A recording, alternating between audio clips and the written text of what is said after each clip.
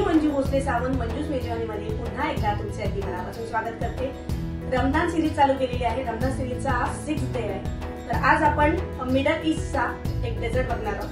तुर्की dessert आहे हा, त्याचं नाव आहे कुनाफा। तर आपण सुरुवात करूया आजच्या रेसिपीला। कुनाफासाठी इथे आपण 250 ते 300 ग्राम शेवई घेतले। खीर बनवण्यासाठी जी शेवई आपण वापरतो तीच शेवई आहे ही। इथे 1/4 कप आपण मलाई घेतले, दुधाची मलाई आहे, घरी बनवलेली आहे, तुम्ही विकतची पण घेऊ शकता। 20 ते 25 बदाम बारीक कूट करून घेतला आपण याचा। अर्धा लिटर दूध घेतले, व्हॅनिला एसेन्स घेतलाय आपण, इथे तुम्ही रोज वॉटर किंवा केवडा एसेन्सही वापरू शकता।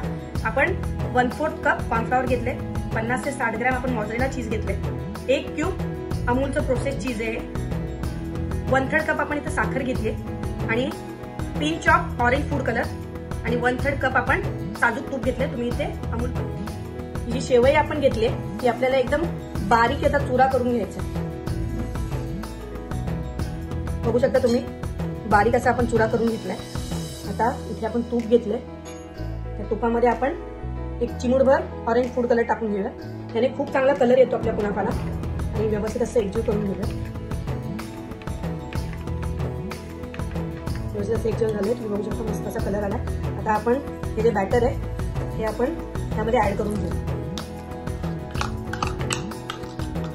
पुन्हा एकदा व्यवस्थित असं एकजीव करून घेऊ।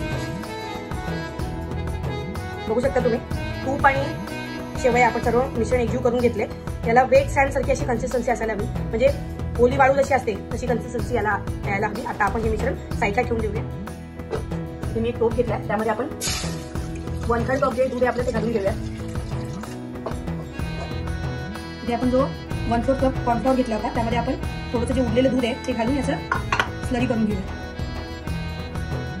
व्यवस्थित अशी स्लरी आपण बनवून घेतली आणि आता आपण इथे दूध उकळत ठेवलं होतं त्यामध्ये आपण घालून घेऊ। व्यवस्थित असं एकजीव करून घेऊ। एक 2 ते 3 मिनिटं आपण ठेवून घेतलं होतं। मस्त असा थिकनेस येतोय आपल्या दुधाला। आता आपण हे जे चीज घेतलं होतं प्रोसेस चीज हे घालून घेऊया। आता आपण 2 ते 3 चमचे साखर घालून घेऊया।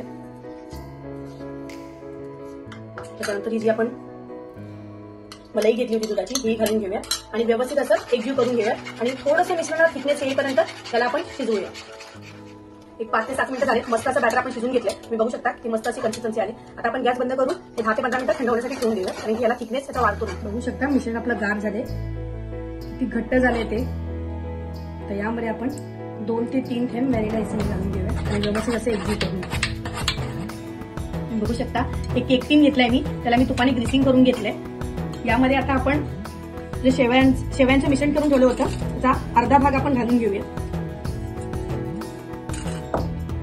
व्यवस्थित असं आपण त्याला, मी एक ग्लास घेतलाय, त्या ग्लासच्या साह्याने व्यवस्थित असं आपण प्रेस करून घेऊ।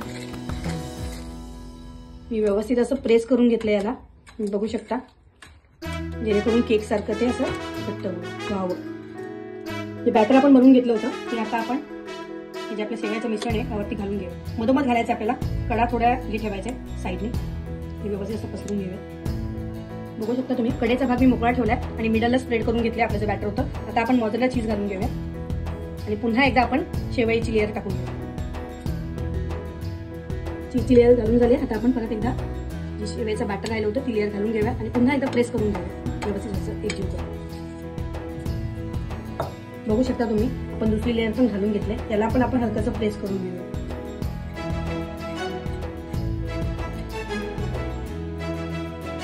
मस्त असं प्रेस करून घेतले आपण। आता आपण ओव्हन मध्ये 180 डिग्रीला 20 ते 25 मिनिटं याला बेक करून घेऊ। आपण एक टोप घेतलाय, पण गॅस ऑन करून घेतलाय। तुपामध्ये आपण घालणार आहोत अर्धी वाटी पाणी, तसेच अर्धी वाटी साखर।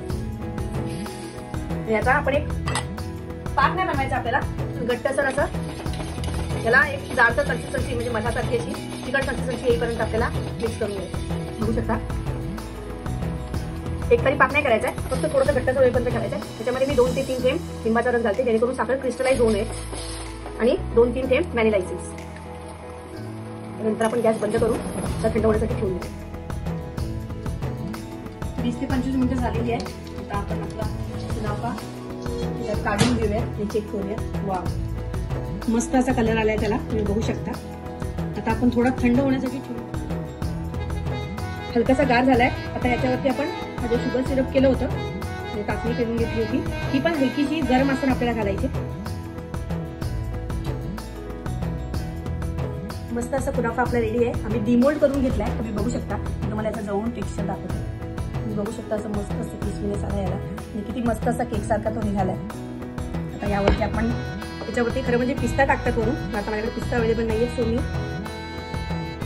अशा रीतीने डेकोरेट करून घेते बदामाचा चुरा करून. तुम्हाला कुनाफा एका बाजूने काढून फ्राय करून सांगते. तुम्ही बघू शकता मस्त असं क्रीमी चीजी लेअर आहे आतमध्ये आलाय. यम्मी मस्त आलाय. नक्की ट्राय करून बघा आणि कसा झाला हे कमेंटमध्ये कळवायला विसरू नका. धन्यवाद.